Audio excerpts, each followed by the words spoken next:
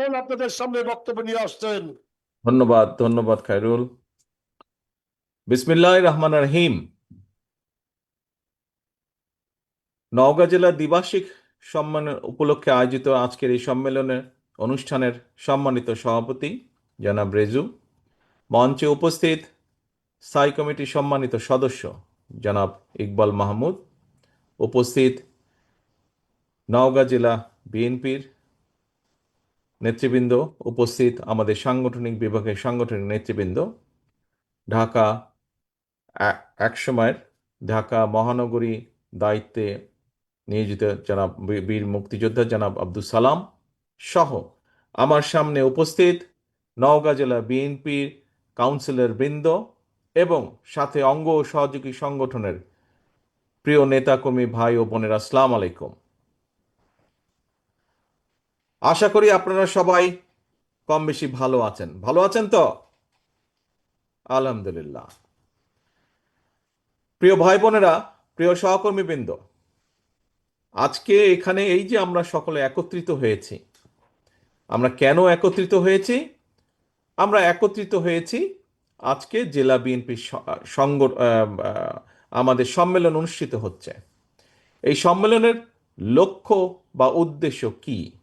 আমি জানি এর আগে অন্যান্য নেতৃবৃন্দ যারা বক্তব্য রেখেছেন আমার আগে, তারা সবাই কিছু কিছু বিষয় বলেছেন। আমিও আমার অবস্থান থেকে আপনাদের সামনে সংক্ষেপে তুলে ধরতে চাই সম্মেলনটি আমরা করছি কেন। দেখুন, এই যে আমাদের প্রিয় দল বিএনপি, বাংলাদেশ জাতীয়তাবাদী দল, ক্যামেরাম্যানে যে আছেন, ক্যামেরার পেছনে দায়িত্বে যে আছেন, আমাকে দয়া করে কাউন্সিলররা যেদিকে বসে আছেন ক্যামেরাটা ওই দিকে আপনি ফোকাস করেন। আমি কাউন্সিলরদেরকে দেখতে চাই, মঞ্চটা না, কাউন্সিলর বিন্দুকে দেখতে চাই আমি। ক্যামেরাটা ঘুরিয়ে দেন, ঠিক আপনার পেছন দিকটা আমাকে দেখান। হ্যাঁ, এই যে মঞ্চ থেকে ফোকাসটা দেন, যাতে আমার সামনে যারা আছে, আমি মঞ্চের সামনে যারা আছে সবাইকে দেখতে পাই, সাইড থেকে না, মাঝামাঝি জায়গা থেকে দেন। জি, ধন্যবাদ। এখন প্রিয় নেতৃবৃন্দ, প্রিয় সহকর্মীবৃন্দ, এই যে আমাদের প্রিয় দল বিএনপি, এটি কিন্তু একটা বিশাল বড় দল, এবং বিশাল বড় দলটাকে যদি আপনি কম্পেয়ার করেন, বিশাল বড় একটি পরিবার। আমাদের প্রত্যেকের কিন্তু পরিবার আছে, পরিবার কিছু নিয়ম নীতি আছে, পরিবারটা কিভাবে চলবে, কিভাবে পরিচালনা হবে পরিবার, নিয়ম নীতি, রীতি নীতি, এগুলা থাকে পরিবারের মধ্যে। ঠিক দলটাও যে একটা বিশাল পরিবার, এই দলেরও কিছু রীতিনীতি নিয়ম কানুন আছে, নিয়ম কানুন থাকে, প্রত্যেকটি সংগঠনের থাকে, প্রত্যেকটি পরিবারের থাকে। সেই নিয়ম কানুন রীতির অংশ হিসাবেই কিন্তু একটি অংশ হচ্ছে এই যে সংগঠন। দ্বিবার্ষিক সম্মেলন হবে, 2-3 বছর পরে পরে সম্মেলন হবে, পরিবারের যে সদস্যরা থাকবেন, অর্থাৎ আপনারা যারা কাউন্সিলর, বিভিন্ন পর্যায়ের কাউন্সিলর, আপনারা বসে আলোচনা করে ভোট গ্রহণ পদ্ধতির মাধ্যমে হোক, একটি পদ্ধতির মাধ্যমে আপনারা আগামী সাংগঠনিক মেয়াদ পর্যন্ত এই জেলায় অথবা থানা সম্মেলন যদি হয় অথবা ইউনিয়ন সম্মেলন যদি হয়, 2 জন 3 জন 5 জন ব্যক্তিকে আপনারা দায়িত্ব দিবেন, এবং পরবর্তী সাংগঠনিক মেয়াদ পর্যন্ত এই মানুষগুলো দলকে পরিচালনা করবে, দলকে সংগঠিত করবে, দলের পক্ষে আরও বেশি সংখ্যক নেতাকর্মী সংগ্রহ করবে, এবং দলের যে নীতি বা আদর্শ আছে সেগুলো মানুষের কাছে পৌঁছে দিবে। অর্থাৎ আমরা একটি রাজনৈতিক দল, আমরা কাদের জন্য রাজনীতি করি ভাই? আমরা তো রাজনীতি করি এই দেশ এবং এই দেশের মানুষের জন্যই তো আমরা রাজনীতি করি, তাই নয় কি? কি ঠিক বলেছি ভাই? ঠিক বলেছি? এই দেশের মানুষ এবং এই দেশের জন্য আমরা রাজনীতি করি, অর্থাৎ এই দেশের মানুষের জীবনযাত্রা একটু যাতে অন্তত ভালো হতে পারে, সেই সেই বিষয়ে কি কি পরিকল্পনা আমাদের আছে, এই দেশের স্বাধীনতা, এই দেশের সার্বভৌমত্ব, এই দেশের সম্পদ, এই সবগুলোকে ঠিকভাবে রেখে কিভাবে মানুষের পক্ষে এইগুলোকে ব্যবহার করা যায়, মানুষের জন্য ব্যবহার করা যায়, এই সকল বিষয় আমাদের যে পরিকল্পনা, এগুলো মানুষের কাছে পৌঁছে দেওয়ার দায়িত্ব হচ্ছে নেতৃবৃন্দের, দায়িত্ব হচ্ছে কর্মীদের। এখন প্রিয় ভাই বোনেরা, আজ আমরা সম্মেলন অনুষ্ঠান করব। একটু পরে আমার বক্তব্য শেষ, যতটুকু আমার ধারণা আছে, আমার বক্তব্যের পরে আপনাদের ভোটাভুটি বা কাউন্সিল শুরু হবে, এবং তার মাধ্যমে আপনারা নির্বাচিত করবেন। প্রিয় সহকর্মীরা, আসুন আমাদেরকে সেই মানুষগুলোকে আজকে ভেবে চিনতে সিদ্ধান্ত নিয়ে আমাদেরকে সেই মানুষগুলোকে দায়িত্ব দিব, যারা আগামী দিন দলকে সঠিকভাবে পরিচালনা করবে। আজকে আজকে আপনারা এখানে যারা উপস্থিত আছেন, আপনাদের নিশ্চয়ই সবার একটি অভিজ্ঞতা আছে। কথাটি আমি প্রায় সব জায়গায় বলি। দেখুন, কথা তো অল্প, কথা কিন্তু খুব বেশি নেই। নতুন প্রতিদিন যে নতুন কথা বলা যায় তাও না, কিন্তু যেটা সঠিক কথা, যেটি স্বাভাবিক কথা, যেটি বাস্তব কথা, সেটি কিন্তু অল্পই হবে। কথাটি কি? কথাটি হচ্ছে এই যে আপনাদের একটি অভিজ্ঞতা, আমার সাথে দলের বহু নেতাকর্মী এই কথাটি শেয়ার করেছেন, সেই জন্যই আমি কথাটি জানি। আমারও যখন দেশে ছিলাম আমি, সেই সময় আমিও যখন সাধারণ মানুষের কাছে গিয়েছি, কথা বলেছি, তারাও আমাকে একই কথা বলেছে। আমারও কম বেশি সেই অভিজ্ঞতাটা আছে, হয়তো আপনাদের বেশি আছে, আমার একটু কম আছে বিভিন্ন পারিপার্শ্বিকতার কারণে, কিন্তু একটু হলেও আছে আমার সেই অভিজ্ঞতা। কি সেটি? আমার পরিচয় কি? আমি একজন বিএনপি করি, হ্যাঁ। আমার পারিবারিক পরিচয় শহীদ জিয়া আমার পিতা, দেশনেত্রী খালেদা জিয়া আমার মা। কিন্তু আমার একটি পরিচয়, আমি বিএনপির একজন কর্মী। আপনার যেরকম বিএনপির কর্মী হিসেবে পরিচয়, আমি যখন রাস্তায় যাই, পথে হাঁটি, তখন কিন্তু আমাকে মানুষ বিএনপি হিসেবেই চেনে। কিন্তু আপনারা এই ঘরে যারা বসে আছেন, আপনারাও যখন আপনাদের এলাকা দিয়ে হাঁটেন, আপনাদের এলাকার মানুষের সাথে কথা বলেন, ধরেন কারো নাম রফিক, তো ওই এলাকায় হয়তো আরো 3টা রফিক আছে, কিন্তু আপনি এলাকা দিয়ে হেঁটে যাচ্ছেন, মানুষ কিন্তু বলে ওই যে বিএনপির রফিক হেঁটে যাচ্ছে। হয় না ভাই এরকম? আপনাকে কি বলে? বিএনপির রফিক হেঁটে যাচ্ছে। তো ব্যাপারটা হচ্ছে এরকম, আপনাকে চেনেই বিএনপি দিয়ে। এখন আপনি যখন কোথাও যান, কোনো অনুষ্ঠানে যান, সেটি পারিবারিক অনুষ্ঠান হোক, সেটি সামাজিক অনুষ্ঠান হোক, ধর্মীয় অনুষ্ঠান হোক, যেটাতেই যান, আপনার কাছে কিন্তু সাধারণ মানুষ যারা দেশ নিয়ে সচেতন, দেশ নিয়ে চিন্তাভাবনা করে, বিষয় আশয় চিন্তাভাবনা করে, ভবিষ্যৎ চিন্তাভাবনা করে, হয়তো কোনো দল তারা করে না, কোনো রাজনৈতিক দল করে না, কিন্তু ওই মানুষগুলো কিন্তু আপনাদের কাছে আসে। বিশেষ করে আপনারা যারা বিভিন্ন পর্যায়ের নেতৃত্বের দায়িত্বে আছেন, আপনাদের কাছে এসে তারা জিজ্ঞাসা করে যে আচ্ছা ভাই, কি হবে, দেশের কি অবস্থা হবে, দেশের শিক্ষার, ছেলেদের মেয়েদের শিক্ষার ব্যবস্থা কি হবে, দেশের মানুষের চিকিৎসা ব্যবস্থা কি হবে, এরকম বিভিন্ন বিষয়ে জিজ্ঞেস করে। ঠিক বললাম না ভুল বললাম? করে না? করে তো মানুষ, জিজ্ঞাসা করে। আচ্ছা, তো এখন ভাই, নিজেকে আপনি জিজ্ঞেস করেছেন কখনো? কখনো কি নিজেকে জিজ্ঞেস করেছেন কেন আপনার কাছে এসে জিজ্ঞেস করে? পাশে তো ওই যে আরো 4টা রফিক আছে, কিন্তু আপনি 5 নম্বর রফিকটা আপনাকে জিজ্ঞেস করে কেন? আপনাকে জিজ্ঞেস করে একটি কারণে, কারণ জানে আপনি বিএনপির রফিক। বিএনপির রফিক রফিক আপনি। বাকি যারা যারা শুধুই রফিক, তাদেরকে কিন্তু দেশ নিয়ে জিজ্ঞেস করে না, তাদেরকে জনগণ নিজেদের ভবিষ্যৎ নিয়ে কিন্তু জিজ্ঞাসা করে না। আপনাকে জিজ্ঞেস করে আপনি বিএনপির রফিক। কারণ একটি বিশেষ কারণ আছে এখানে। কারণ দেশের মানুষ বিএনপি নামক যে রাজনৈতিক দলটি, এই দলটির প্রতি মানুষ আস্থা রাখতে চায়, এই দলটির প্রতি মানুষের একটি বিশ্বাস আছে যে আচ্ছা ঠিক আছে, এরা আসলে হয়তো দেশের জন্য ভালো মন্দ একটা কিছু করবে তারা। এবং সেই জন্যই যখন আপনি যান, আপনাকে সেই বিএনপি হিসাবে তারা এইসব কিছু জানতে চায়, এসব জিজ্ঞেস করে। এখন প্রিয় সহকর্মীবৃন্দ, আপনি একজন ইউনিয়নের নেতাই হন, আপনি একজন ওয়ার্ড পর্যায়ের নেতাই হন, আপনি একজন থানা বা জেলা পর্যায়ের নেতা হন না কেন, আপনাকে আজকে একটি বিষয় উপলব্ধি করতে হবে, একটি বিষয় আপনাকে অনুধাবন করতে হবে যে বিএনপির নেতা হিসাবে আপনি যে পর্যায়েই হন না কেন, আপনার কিন্তু একটি বিরাট দায়িত্ব বোধ আছে, একটি বিরাট রেসপন্সিবিলিটি আছে আপনার এলাকার মানুষ, আপনার দেশের মানুষের প্রতি। কারণ মানুষের ওই ভরসাটা আপনার উপরে আছে, কিন্তু এই ভরসাটা ধরে রাখার দায়িত্ব কিন্তু আপনার। তাই নয় কি? আমরা আমাদের পারিবারিক অবস্থান থেকে কি দেখি? হয়তো পরিবারের কোনো মুরব্বী আছে, অথবা পরিবারের একজন সদস্য আছেন, আমরা যদি কোনো টেনশনে পড়ি, কোনো বিষয়ে কোনো কিছুর সমস্যায় পড়ি, সে পারুক না পারুক, কিন্তু তার কাছে কিন্তু আমরা পরামর্শের জন্য যাই। আচ্ছা, কার কাছে পরামর্শ নেওয়া যায়? অমুক মানুষটার কাছে পরামর্শ নেওয়া যেতে পারে। কেন? যে সে সবাইকে মোটামুটি ভালো পরামর্শ দেয়, চেষ্টা করে, তাদের বিপদে আপদে থাকে থাকে না? প্রত্যেক পরিবারেই তো থাকে আত্মীয় স্বজন, বন্ধু বান্ধবের মধ্যে এরকম একজন মানুষ থাকে। প্রিয় নেতৃবৃন্দ, সহকর্মীবৃন্দ, বিএনপি হচ্ছে দেশের মানুষের জন্য ওই রকম একজন সদস্য, ওই রকম একজন বিষয়।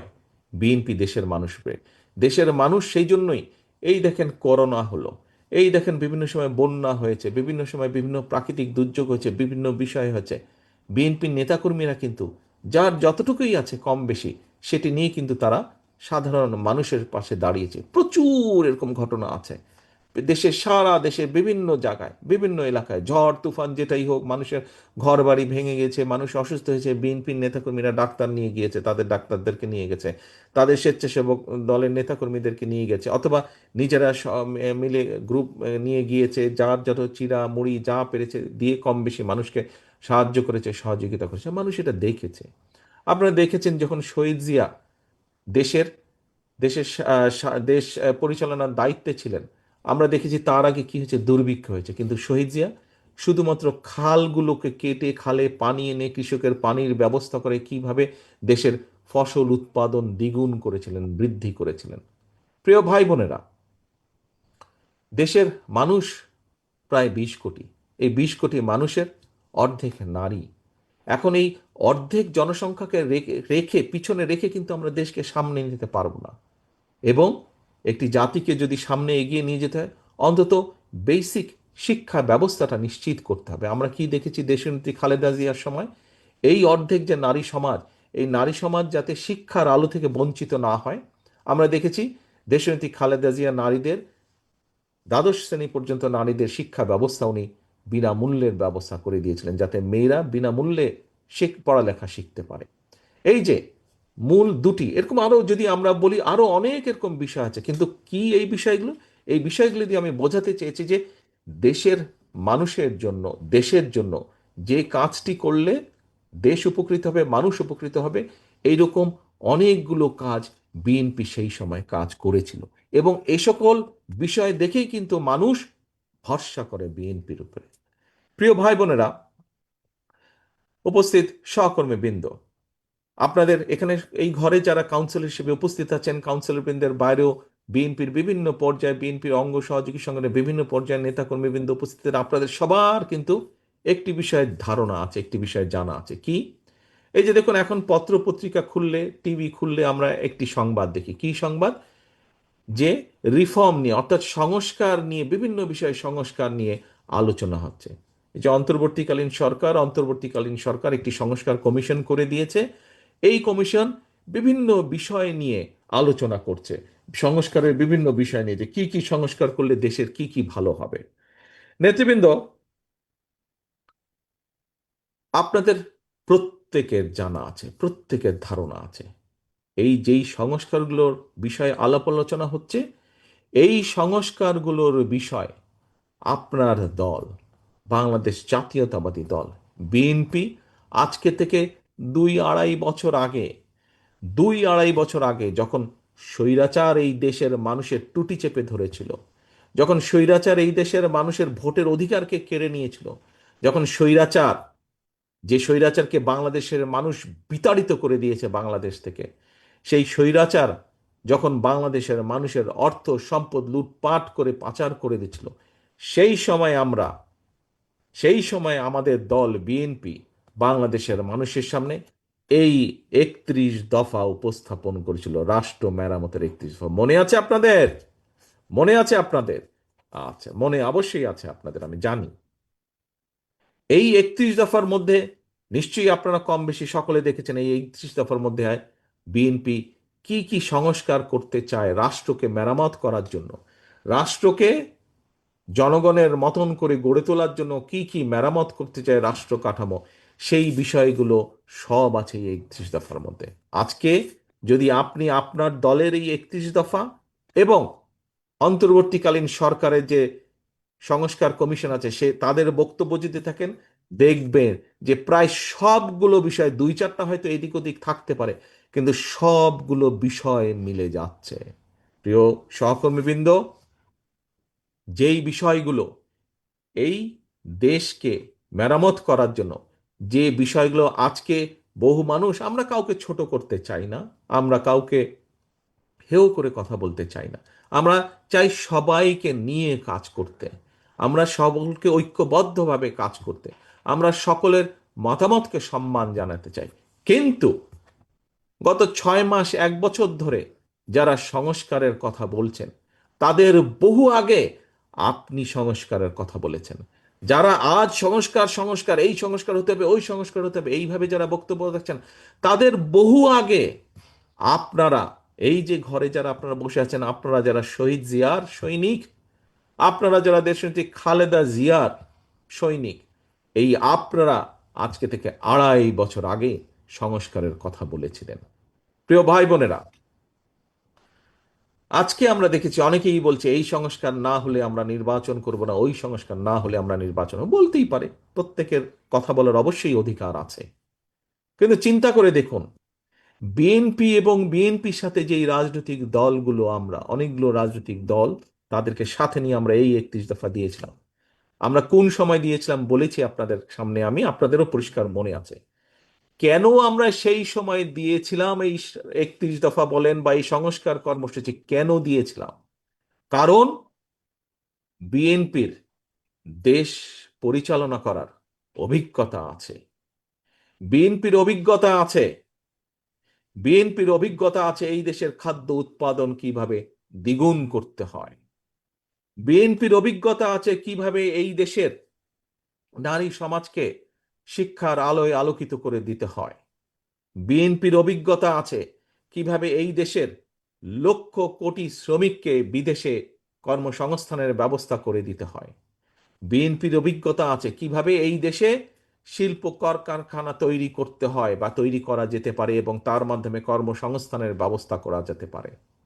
প্রিয় ভাই বোনেরা, আমরা এই দেশের মানুষের কল্যাণ চিন্তা করি বলেই, আমরা এই দেশের কল্যাণ চিন্তা করি বলেই বিএনপির মতন একটি রাজনৈতিক দল আজ না, আজ থেকে 2.5 বছর আগে এই সংস্কার অর্থাৎ রাষ্ট্রকে কিভাবে, কারণ আমরা দেখছিলাম কিভাবে এই দেশের স্বৈরাচার, যেই স্বৈরাচারকে বাংলাদেশের মানুষ, আবাল বনিতা বৃদ্ধ, নারী পুরুষ, রিক্সা চালক, সিএনজি চালক, একজন ডাক্তার, একজন শিক্ষক, একজন লয়ার সহ বিভিন্ন শ্রেণী পেশার মানুষ, মহিলা শিশু সহ সকলের রাজপথে নেমে এসে যেই স্বৈরাচারকে আমরা বিতাড়িত করেছি এই বাংলাদেশ থেকে, সেই স্বৈরাচারের সময় আমরা দেখেছি কিভাবে আমাদের রাষ্ট্র কাঠামোর প্রত্যেকটি সেক্টরকে ধ্বংস করে দেওয়া হয়েছে।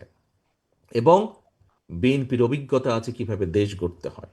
সেজন্যই বিএনপি বুঝতে পেরেছিল, বিএনপি বুঝতে পেরেছে যে এই যে স্বৈরাচার পালিয়ে গেছে সে কিভাবে প্রত্যেকটি সেক্টরকে, শিক্ষাক্ষেত্র বলুন, স্বাস্থ্যক্ষেত্র বলুন, অর্থনৈতিক বলুন, বিচার ব্যবস্থা বলুন, আইন শৃঙ্খলা বাহিনীর কথা বলুন, প্রত্যেকটি সেক্টরকে কিভাবে তারা নিজেদের স্বার্থ বজায় রাখার জন্য ধ্বংস করে দিয়েছিল। দেশের স্বার্থে চিন্তা করেনি, চিন্তা করেছিল তাদের শুধু নিজেদের রাজনৈতিক স্বার্থ, এবং সেভাবে চিন্তা করে প্রত্যেকটিকে দলীয়করণ করার মাধ্যমে, প্রত্যেকটিকে দুর্নীতিগ্রস্ত করার মাধ্যমে সেক্টর ধ্বংস করেছিল। এবং সেইটা দেখার পরেই বিএনপি এই 31 দফা ঘোষণা করেছে রাষ্ট্রকে মেরামত করতে হবে। কারণ প্রিয় সহকর্মীবৃন্দ, আমার ঘরই যদি না থাকে আমি কোথায় আশ্রয় নিব? কাজেই এই বাংলাদেশ যদি ঠিক না থাকে তাহলে এই কোটি কোটি মানুষ কোথায় যাবে?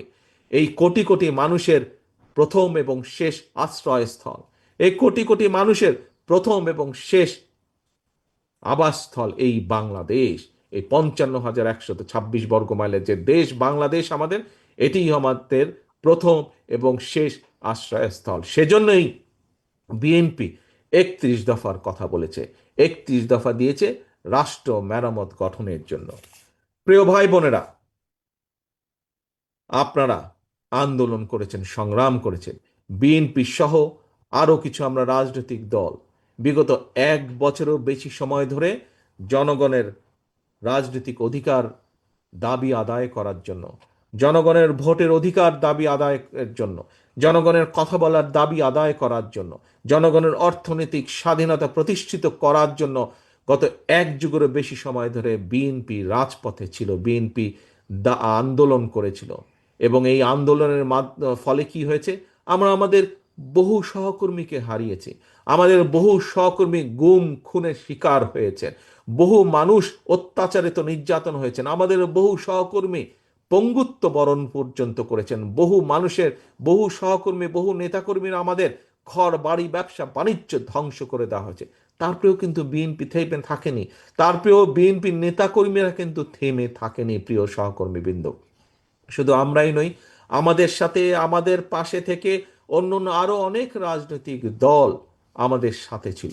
শুধু রাজনৈতিক দলের নেতাকর্মীরা নয়, রাজনীতি করে না এরকম সাধারণ মানুষ, শিক্ষক বলেন, ডাক্তার বলেন, উকিল মোক্তার বলেন, সাধারণ গৃহবধূ বলেন, সাধারণ মানুষ বলেন, এরকম বহু মানুষ যারা প্রতিবাদ করেছিল ওই স্বৈরাচারের বিরুদ্ধে, তাদের অন্যায়ের বিরুদ্ধে যারা প্রতিবাদ করেছিল, এরকম বহু মানুষ অত্যাচারিত হয়েছে, নির্যাতিত হয়েছে, এবং সে কারণেই রাজপথে নেমে এসেছিল সকলে, এবং তার ফলে স্বৈরাচার পালিয়ে যেতে বাধ্য হয়েছে।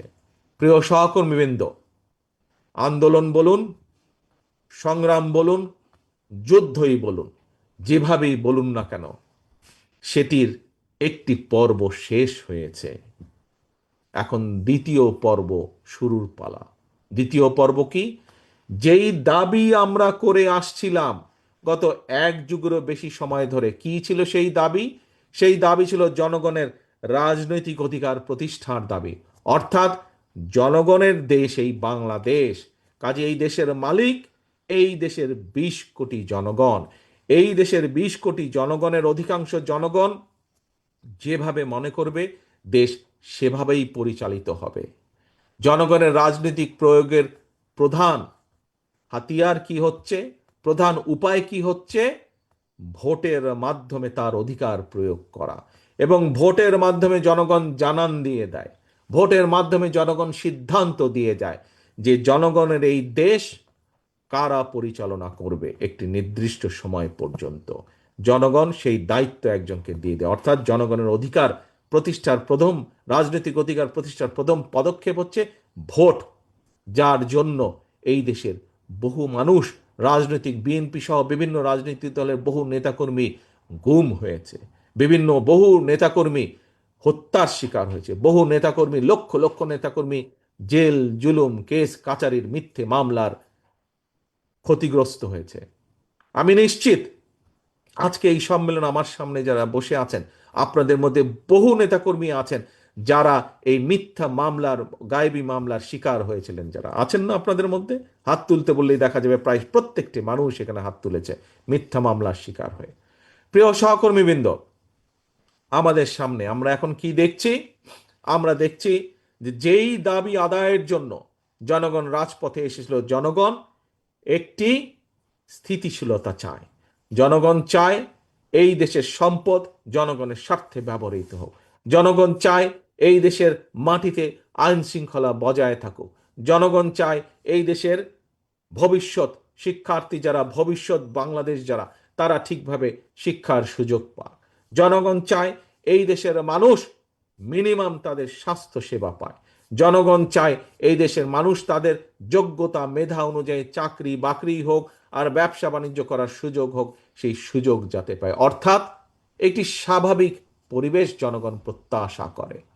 প্রিয় সহকর্মীবৃন্দ, পৃথিবীর সব দেশে গ্রহণযোগ্য, রাজনৈতিকভাবে সবচেয়ে গ্রহণযোগ্য প্রক্রিয়া হচ্ছে গণতন্ত্রের চর্চার মাধ্যমে, ভোট প্রয়োগের মাধ্যমে সরকার গঠন করা, এবং সরকার এই যে কথাগুলো বললাম জনগণের চাওয়া পাওয়া, এই চাওয়া পাওয়াগুলো বাস্তবায়ন করা, তাদের যে পরিকল্পনা থাকবে সেই পরিকল্পনা অনুযায়ী এই চাওয়া পাওয়াগুলোকে বাস্তবায়ন করা। প্রিয় সহকর্মীবৃন্দ, প্রিয় ভাই বোনেরা, অন্তর্বর্তীকালীন সরকার বিশ্বের যে গণতান্ত্রিক প্রক্রিয়া, সেই প্রক্রিয়া অনুযায়ী ভোটের একটি সময় ঘোষণা করেছে, সকলেই আপনারা জানেন।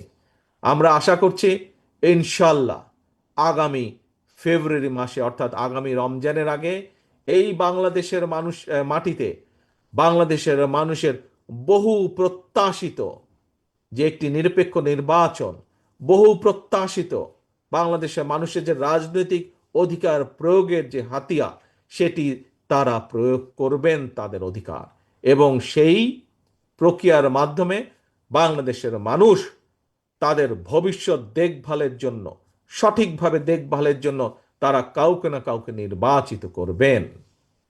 প্রিয় ভাই বোনেরা, একটি রাজনৈতিক দল হিসাবে, রাজনৈতিক দলের সদস্য হিসাবে অবশ্যই আমাদের প্রত্যাশা থাকবে যে জনগণ আমাদেরকে ইনশাল্লাহ নির্বাচিত করবেন। কিন্তু শুধু নির্বাচিত করলে হবে না, নির্বাচিত ভাই আপনি হয়ে গেলেন ইনশাল্লাহ, বা ইনশাল্লাহ নির্বাচিত আপনি হয়ে যাবেন যদি আপনি জনগণের আস্থা অর্জন করতে পারেন। জনগণের আস্থা, জনগণের বিশ্বাস ধরে রাখার মাধ্যমে, জনগণের আস্থা, জনগণের বিশ্বাস অর্জন করার মাধ্যমে আপনি ইনশাল্লাহ হয়তো জিতে গেলেন, কিন্তু তার পরের বিষয়গুলো কিন্তু আরো গুরুত্বপূর্ণ, তার পরের বিষয়গুলো কিন্তু আরো কঠিন, তার পরের বিষয়গুলো কিন্তু আরো অনেক অনেক বেশি প্রয়োজনীয়। কি সেটি? দেশকে সঠিকভাবে পরিচালনা করা। একটু আগে আমার বক্তব্যে আমি বলেছি আমাদের সামনে অনেকগুলো চ্যালেঞ্জ আছে, অনেকগুলো চ্যালেঞ্জ আছে। কি সেই চ্যালেঞ্জ? একটা দুইটা করে দুই চারটাও যদি আপনাদের সামনে, সবাই আপনারা জানেন বিষয়গুলো, সবাই আপনারা এই ঘরে উপস্থিত প্রতিটা মানুষ আপনারা জানেন। আমাদের প্রচুর বেকার আছে সারা বাংলাদেশে, তরুণদের মধ্যে, যুবকদের মধ্যে প্রচুর বেকার আছে। এই শিক্ষিত বেকার হোক, অল্প শিক্ষিত বেকার হোক, এই বেকারদের কর্মসংস্থানের ব্যবস্থা করতে হবে। করতে হবে না আমাদেরকে? করতে হবে তো। আমাদের নদী নালা খাল বিলগুলো শুকিয়ে গেছে। শুকিয়ে যাওয়ার ফলে একদিকে যেরকম কৃষি কাজের জন্য কৃষকের পানির সমস্যা হয়, আবার আরেক দিকে দেখি আমরা অল্প বন্যায় বা অল্প বর্ষা মৌসুমে বৃষ্টি বাদলে অনেক এলাকা বাংলাদেশের ভেসে যায়। পানিগুলো যাবে কোথায়? এই খাল খনন করতে হবে আমাদেরকে, নদী খনন করতে হবে, কৃষিকের জন্যই হোক, পানির জন্যই হোক, অথবা বন্যাকে প্রতিরোধ করার জন্যই হোক। আমাদের শিক্ষার কি অবস্থা? আপনাদের প্রত্যেকেরই আত্মীয় স্বজন, সন্তান, নিজেদের সন্তানরা এই দেশে পড়ালেখা করছে। আপনারা কম বেশি প্রত্যেকেই এই ব্যাপারে আপনারা সঠিকভাবে আপনারা জানেন যে সেই শিক্ষা ব্যবস্থা বদলাতে হবে। প্রিয় ভাই বোনেরা, একটি বিষয় সবসময় আমি বলি যে আজকের যারা শিশু তারা হচ্ছে, এই কথা শহীদ জিয়াও বলতেন, আজকের শিশুরাই আগামী দিনের ভবিষ্যৎ।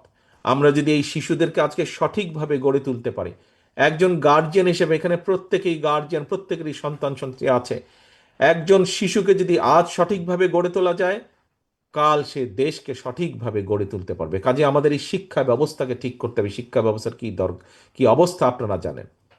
প্রিয় ভাই বোনেরা, বাংলাদেশের মানুষের স্বাস্থ্যের ব্যবস্থার পরিবর্তন করতে হবে। বাংলাদেশের মানুষের, ঢাকা শহরে যারা শহরে থাকে হয়তো মানুষ কম বেশি চিকিৎসা পায়, কিন্তু গ্রামে গঞ্জে যেই মানুষগুলা থাকে তাদের এই স্বাস্থ্য সুবিধা থেকে বিভিন্নভাবে তারা বঞ্চিত। এটিকে কিছুটা হলেও আমাদেরকে উন্নত করতে হবে।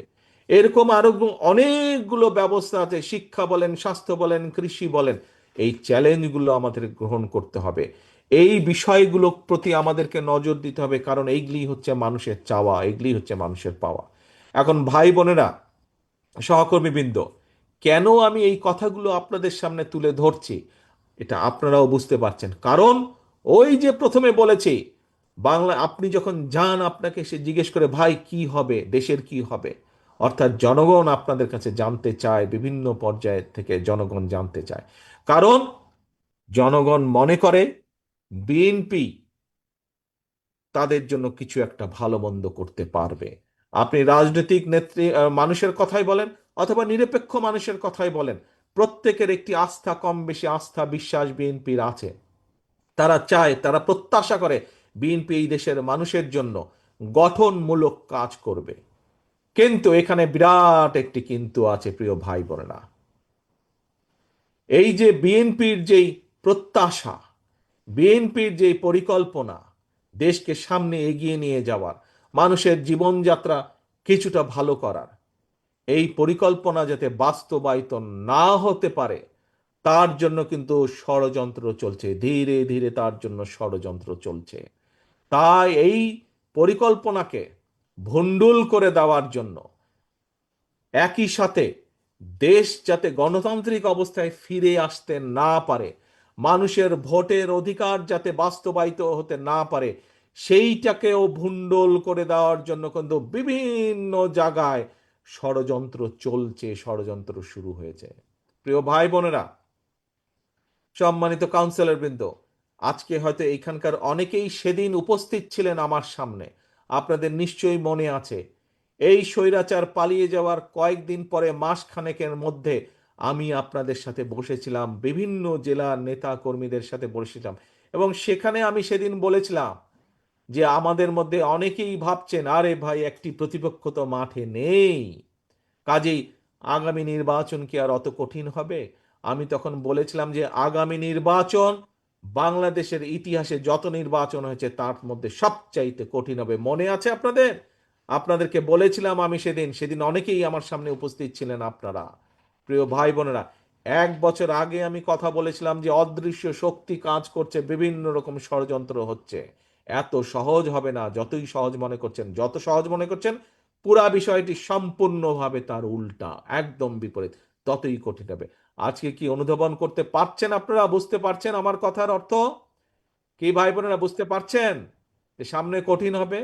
হ্যাঁ, কিন্তু এই কঠিন পথ, এই যে কঠিন হবে, এর মধ্যে আপনারা পত্রপত্রিকা বিভিন্ন বিষয় থেকে আপনারা এখন অনেকেই বুঝতে পারছেন যে আসলেই তো তারেক রহমান যা বলেছিল, মনে হয় কথাটা বোধহয় খুব বেশি ভুল বলেনি।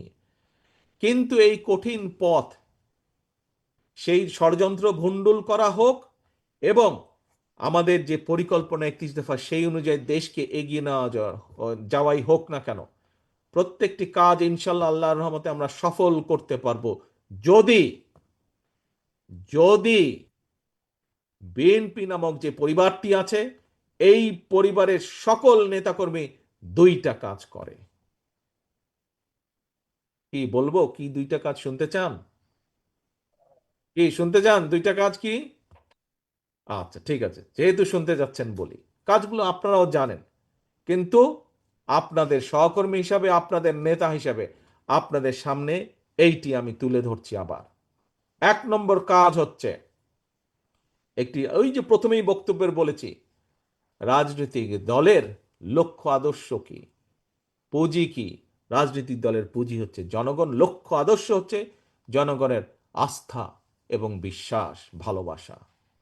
প্রিয় সহকর্মীবৃন্দ, এই ঘরে আপনারা শহীদ জিয়ার যত নেতা কর্মী আছেন, এই ঘরে দেশনেত্রী খালেদা জিয়ার যত সৈনিক আছেন, শুধু এই ঘরে না, আপনি বিএনপি হোক, আপনি যুবদল হন, ছাত্রদল হন, স্বেচ্ছাসেবক দল হন, মহিলা দল হন, মৎস্যজীবী দল হন, কৃষক দল হন, যেই হন না কেন, শুধু একটি পরিচয়, শহীদ জিয়ার কর্মী আমি, খালেদা জিয়ার সৈনিক আমি।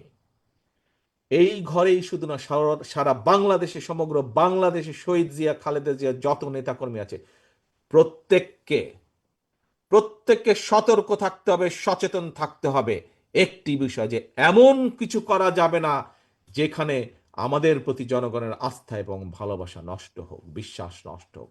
এই কাজটি করা থেকে 100% বিরত থাকতে হবে। পারবেন?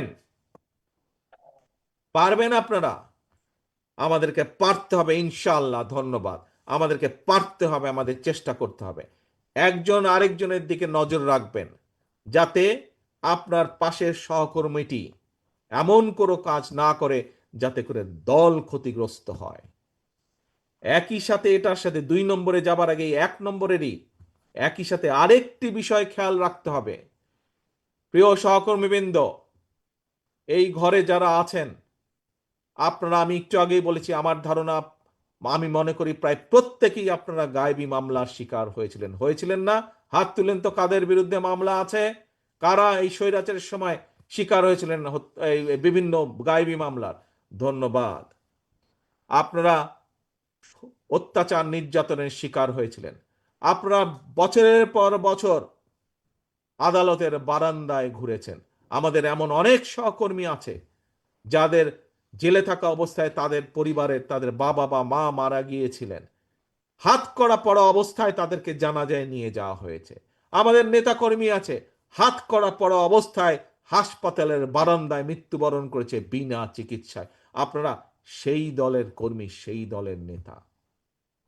60 লক্ষ নেতাকর্মী আমার, যাদের বিরুদ্ধে গায়েবী মামলা, মিথ্যে মামলা ছিল।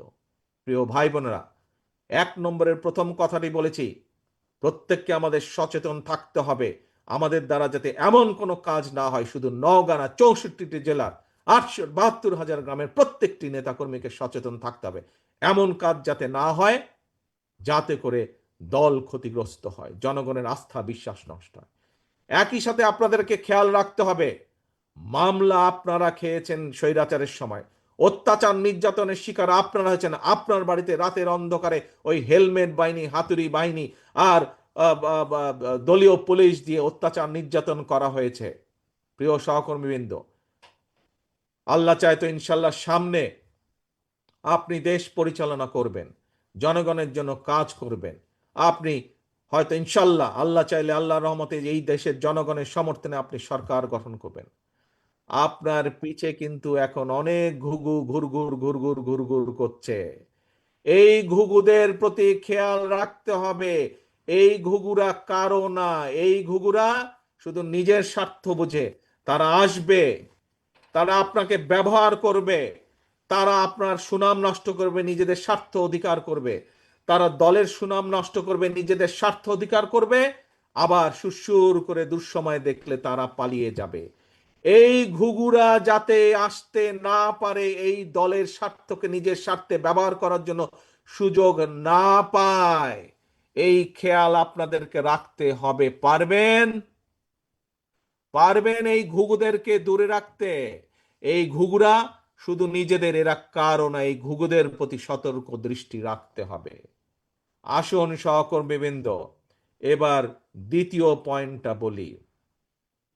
ওই যে ওই ষড়যন্ত্রকে যদি ঠেকিয়ে দিতে হয়, মানুষের অধিকার গণতন্ত্র প্রতিষ্ঠার ষড়যন্ত্রকে যদি ঠেকিয়ে দিতে হয়, যদি আপনার এই 31 দফা দেশ এবং জনগণের জন্য 31 দফা যেটি আপনি দিয়েছেন সেটিকে যদি বাস্তবায়ন করতে হয়, তাহলে অবশ্যই অবশ্যই এবং অবশ্যই শহীদ জিয়া, খালেদা জিয়ার প্রত্যেকটি সৈনিককে আপন ভাইয়ের মতন, আপন ভাই বোনের মতন ঐক্যবদ্ধ থাকতে হবে যে কোনো মূল্যে। পারবেন? কে ভাইরা পারবেন না? কে এই রে দুর্বল, একদম হাত তুলে বলতে পারে না পারবো? জোরে বলেন পারবো ইনশাল্লাহ। প্রতিজ্ঞা করেন আল্লাহর নামে যে ইনশাল্লাহ আমরা ঐক্যবদ্ধ থাকতে পারবো। ধন্যবাদ সকলকে। এখন প্রিয় ভাই বোনেরা, তাহলে এই আজকের যে সম্মেলন, এই সম্মেলন নওগাঁ জেলার যে বিএনপি সম্মেলন, এই সম্মেলনের মাধ্যমে, এবং আরেকটি জিনিস খেয়াল রাখতে হবে, 1 নম্বরে যেই বিষয়গুলো বলেছি, আপনার এখানে বিএনপির নেতা কর্মী সবাই, অর্থাৎ মূল সংগঠনের, আমাদের আরো অনেকগুলো অঙ্গ এবং সহযোগী সংগঠন আছে, তাদের সকলের গার্জিয়ান আপনারা। বুঝেন তো নাকি? এটা তো বোঝেন আপনারা গার্জিয়ান বিএনপি হিসাবে। গার্জিয়ান হিসাবে আপনাদের দায়িত্ব থাকবে সকল অঙ্গ এবং সহযোগী সংগঠনের যে নেতাকর্মী আছে তাদের প্রতিও নজর রাখা, যাতে তাদের মধ্যেও কেউ এমন কোনো কাজ করতে না পারে যাতে জনগণের আস্থা এবং বিশ্বাস নষ্ট হয় বিএনপির প্রতি। এইটি গার্জিয়ান হিসাবে আপনাদেরকে এই দায়িত্ব পালন করতে হবে। এখন প্রিয় ভাই বোনেরা, ভোটের টাইম হয়ে যাচ্ছে, অনেক লম্বা কথা বলে ফেলেছি আমি। আসেন, আজকের এই যে সম্মেলন, এই সম্মেলনেতে একটি লক্ষ্য উদ্দেশ্য কি, আমরা ঠান্ডা মাথায় সুন্দর করে বিবেচনা করে আমরা আগামী সাংগঠনিক মেয়াদ পর্যন্ত কারা নওগাঁ জেলায় দল পরিচালনা করবেন তাদেরকে আমরা দায়িত্ব দিব। আজকে এখানে টোটাল কতজন দেখলাম? টোটাল প্রায় 15-16 জনের মতন বিভিন্ন 3টি পদে যারা এখানে কম্পিটিশন করবেন বা যারা কাউন্সিলরদের মতামত চাইবেন, আপনারা যে কোনো কয়েকজন ব্যক্তিকে দায়িত্ব দিবেন। এটি হচ্ছে আজকে আমাদের যেমন মূল বিষয়। একই সাথে আসুন আমরা তাহলে দুটি বিষয় আজকে এখানে প্রতিজ্ঞা করি। এক, যে কোনো মূল্যে নওগাঁ জেলার নেতা কর্মীরা আপন ভাই ভাইয়ের মতন, আপন ভাই বোনের মতন ঐক্যবদ্ধ থাকবে। এক। এবং দুই, যে কোনো মূল্যে নওগাঁ জেলার প্রত্যেকটি শহীদ জিয়া, খালেদা জিয়ার প্রত্যেকটি নেতাকর্মী সর্বোচ্চ চেষ্টা করবে জনগণের আস্থা এবং ভালোবাসা, বিশ্বাস ধরে রাখার জন্য সর্বোচ্চ তারা চেষ্টা করবে। কি ভাই, এই দুটো প্রতিজ্ঞা আমরা করলাম আজকে আমাদের সম্মেলনে ইনশাল্লাহ। প্রিয় ভাই বোনেরা, পরিশেষে আমি আজকে যে নির্বাচন পরিচালনা কমিটির প্রত্যেকটি সদস্যকে আজকের এই পর্যন্ত যে সুন্দরভাবে অনুষ্ঠানটি সম্পন্ন হয়েছে তার জন্য তাদের সকলকে আন্তরিকভাবে ধন্যবাদ জানাতে চাই। এবং আমি প্রত্যাশা করব এতক্ষণ সুন্দরভাবে যেভাবে এই অংশটি পরিচালিত হলো বা সম্পন্ন হলো, আমাদের পরবর্তী যে সম্মেলনের অংশ সেটি ইনশাল্লাহ সফলভাবে পরিচালিত হবে, সফলভাবে সম্পন্ন হবে। প্রিয় ভাই বোনেরা, সম্মেলনের সার্থকতা, সফলতা কামনা করে এবং এবং আপনারা হাত তুলে আল্লাহর নামে যে দুটি প্রতিজ্ঞা করলেন, দলকে ঐক্যবদ্ধ রাখার এবং দলের প্রতি জনগণের আস্থা এবং বিশ্বাসকে ধরে রাখার যে দুটি প্রতিজ্ঞা করলেন, আপনারা অক্ষরে অক্ষরে সেই দুটি প্রতিজ্ঞা পালন করবেন, এই প্রত্যাশা রেখে আমি আমার বক্তব্য শেষ করছি। আল্লাহ হাফেজ। বাংলাদেশ জিন্দাবাদ। বাংলাদেশ জাতীয়তাবাদী দল জিন্দাবাদ।